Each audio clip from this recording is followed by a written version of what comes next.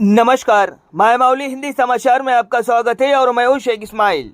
अखिल भारतीय माली महासंगम के राष्ट्रीय, राज्य और आदिलाबाद संयुक्त जिला नेताओं ने हैदराबाद में महात्मा ज्योतिराव फुले प्रजा भवन में मुलाकात की और अखिल भारतीय माली महासंघ के राज्य अध्यक्ष सुकुमार पेटकुले के नेतृत्व में 21 नेताओं का एक समूह ने उप मुख्यमंत्री भट्टी विक्रमार्क को महात्मा ज्योतिराव फुले पगड़ी, दुपट्टा और ज्योतिराव फुले समग्र वांग्मय ग्रंथ भेंट किया।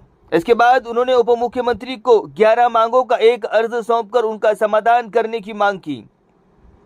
इस पर सकारात्मक प्रतिक्रिया देते हुए उप मुख्यमंत्री ने कहा है कि वो एसटी दर्जे के मुद्दे के साथ साथ अन्य मुद्दों को भी सुलझाने के लिए काम करेंगे। इस अवसर पर प्रदेश अध्यक्ष सुकुमार पेटकुले ने कहा है कि राज्य सरकार द्वारा 3 जनवरी को सावित्रीबाई फुले की जयंती को महिला शिक्षक दिवस के रूप में मनाने तथा प्रगति भवन का नाम महात्मा ज्योतिराव फुले प्रजा भवन रखने पर फुले के वंशक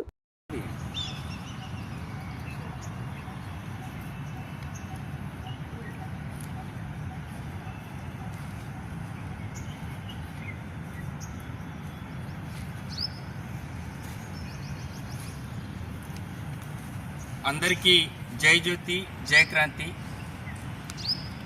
ఈరోజు తెలంగాణ రాజధాని నగరం మహాత్మా జ్యోతిరావు ఫులే ప్రజాభవన్కి అఖిల భారతీయ మాలీ మహాసంఘం జాతీయ అధ్యక్షులు విలాసరావు పాటిల్ జీ, అలాగే మిగతా జాతీయ నేతలు, మా రాష్ట్ర కమిటీ నేతలతో కలిసి ఈరోజు ఇక్కడికి రావడం జరిగింది।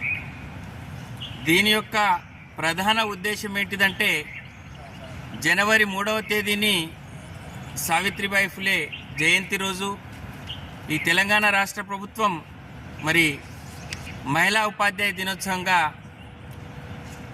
యావత్ తెలంగాణ రాష్ట్రంలో ఒక పండుగ వాతావరణంలో జరుపుకున్నందుకు గాను మరి సావిత్రిబాయి ఫులే వారసులైనటువంటి డాక్టర్ దిలీప్ గణపత్ నేవషే గారు, అలాగే మా national working president Shivadas Mahajan గారు, గుజరాత్ స్టేట్ ప్రెసిడెంట్ అఖిల భారతీయ మాలీ మహాసంఘ్ శ్యామరావు ఫులేజీ గారు, అలాగే మరి మధ్యప్రదేశ్ ప్రెసిడెంట్, అలాగే సత్యశోధక్ రఘునాథ్ ఢోక్ గారు, మా విలాసరావు పాటిల్ గారు, అందరం కలిసి ఈరోజు రావడం జరిగింది। మరి ఇక్కడ ప్రగతి భవన్కు చేరుకోవడానికి ముఖ్యంగా మా కొమరంభీం ఆసిఫాబాద్ జిల్లా డీసీసీ ప్రెసిడెంట్ విశ్వప్రసాద్ గారు మాకు సీఎం అపాయింట్మెంట్ ఇప్పించారు। మరి సీఎం గారు అందుబాటులో లేకపోవడం వల్ల ఆయన కృషి చేసి వాళ్ళ డిప్యూటీ సీఎం గారిని కల్పించే ఏర్పాటు చేసినందుకు విశ్వప్రసాద్ గారికి మేము అఖిల భారతీయ మాలీ మహాసంఘం తరఫున ధన్యవాదాలు తెలియజేస్తున్నాం। ప్రభుత్వాలు మారుతూ ఉంటాయి, కానీ ప్రభుత్వ పనితనము ఇచ్చేటటువంటి రెస్పాన్స్ మీద, ప్రజల యొక్క ఆకాంక్షలు తీర్చే దాని మీద మరి లీడర్లు అనబడేటటువంటి వాళ్ళు ఉండాలా। అలాంటి వాళ్ళలో విశ్వప్రసాద్ గారు ఒకటని నేను భావిస్తాను।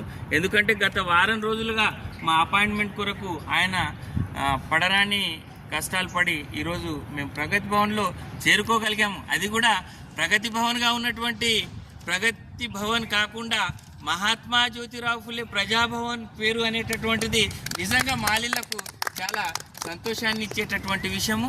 మరి ప్రభుత్వం ఇలాగే మాలీల పక్షాన నిలబడాలని చెప్పేసి, అలాగే మరి ముఖ్యంగా మాలీల ప్రధానమైనటువంటి డిమాండ్ ఏదైతే ఉందో ఎస్టీ హోదా, ఆంధ్రాలో ఎస్టీలుగా ఉన్నారు, తెలంగాణలో బీసీలుగా ఉన్నారని చెప్పేసి మేము గత 24 సంవత్సరాలుగా అనేక ఉద్యమాలు చేసినా కానీ ఎవరు పట్టించుకోలేదు। గత ప్రభుత్వం మాత్రము మరి అసెంబ్లీలో తీర్మానం చేసి కేంద్రానికి పంపింది।